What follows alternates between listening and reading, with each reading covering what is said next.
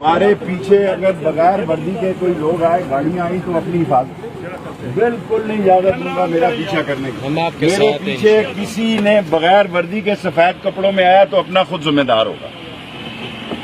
یہ شیخ صاحب ہیں کہ بہت غصے میں اس وقت آپ دیکھ سکتے ہیں، یہ اس کی گاڑی اور اس نے اس وطن کے لیے کفن پہنا ہے۔ میں ان کی والدہ سے ملا اور ان کی والدہ بہت غمزدہ ہیں، ان کی بیٹی بھی، ان کا بیٹا بھی، اور سبھی لوگ شایان شان طریقے سے ان کی تدفین کریں گے، اور سچ کی خاطر اس نے قربانی دی ہے۔ اور یہ بات پہلے ہی آ رہی تھی کہ ان کے سر کی قیمت لگی ہوئی ہے۔ اس ملک میں بہت سارے لوگوں کے سر کی قیمت لگ چکی ہے،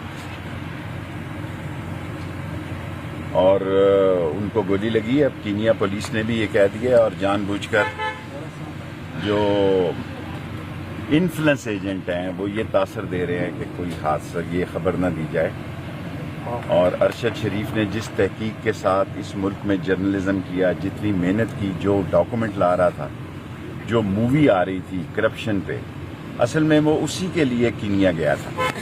وہ اسی کینین پرسن کے ساتھ آخری سگنیچر کرنے جا رہا تھا، تاکہ وہ اس مووی کو روک رہے تھے وہ کرپٹ لوگ جو ہر چیز خرید سکتے ہیں، وہ کرپٹ مافیا جو اپنے کیسز ختم کر سکتے ہیں، جو منی لانڈرنگ سے نکل سکتے ہیں، جو قانون کو خرید سکتے ہیں، جو پولیس کو خرید سکتے ہیں۔ آج میں آیا ہوں یہاں پہ تو میرے پیچھے ساری انٹیلیجنس کی گاڑیاں ہیں۔ آپ دیکھیں کس قدر ظلم ساری دنیا کو میں کہنا چاہتا ہوں کہ میں لال حویلی سے نکلا ہوں، اسلام آباد میں داخل ہوا ہوں، میں ایک شہید کے افسوس کے لیے آ رہا ہوں، اور میرے ارد گرد انہوں نے گاڑیاں لگائی ہوئی ہیں۔ مرنا اور مارنا اور یہ باتیں بھول جائیں، اللہ بہت بڑا ہے، ان کی شکست قریب ہے، یہ شکست کھائیں گے اور یہ منہ کے بل گریں گے، اور یہ جو پلانٹڈ لوگ لائے گئے ہیں جنہوں نے یہ پلان کیا وہ بھی رسوا ہوں گے، اور قیامت تک ارشد شریف کا نام زندہ رہے گا۔ سر قیمت لگانے والے کون ہیں سر؟ سب کو پتہ ہے۔